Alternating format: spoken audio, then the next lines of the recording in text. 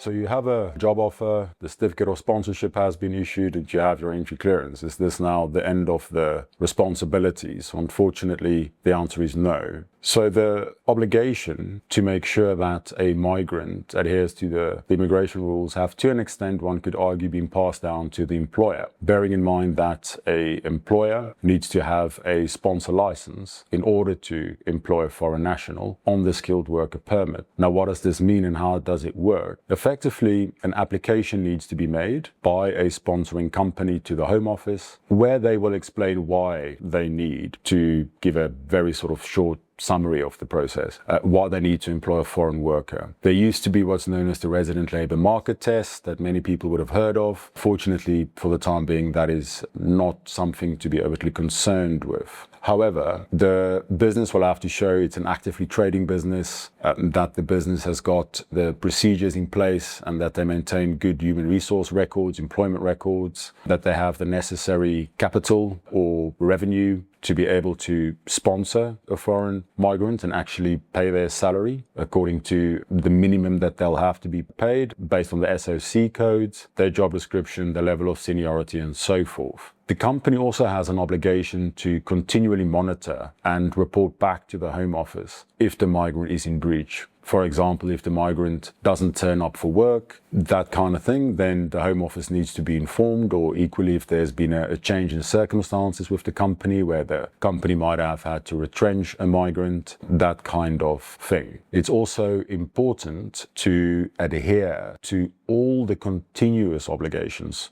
not just some of them. There are, for example, besides the reporting requirements, also requirements to make sure that the sponsor license is maintained, that there aren't any expiry dates that come and gone without any action that was taken that should have been taken. This is a tricky area of law to comply with, and something like an audit by the Home Office could have serious repercussions if everything isn't perfectly aligned. We offer a service at our firm where one of our specialists that kind of deal with these kind of sponsor licensing matters can do a mock audit. So effectively make sure, by going through all the various steps the Home Office would normally take, to make sure that everything is the way it should be, and if there is a Home Office audit, that there won't be any hassles moving forward. We'd also encourage any employer, if they get queries from the Home Office that they are uncertain about, or if there is anything that they don't know how to complete a form even, or how to deal with the sponsor management system, the back end really, that the employer will get access to once they are a registered sponsor, that they reach out to us and we can assist with that. Something as seemingly trivial as ticking the wrong box could have serious repercussions, and once it's gone wrong, it's really difficult sometimes to fix, even if it's just an administrative error. Caution really is the name of the game with these type of compliance checks and continual adherence, really, I suppose one could argue, with the Home Office rules as it relates to the skilled worker migrant route.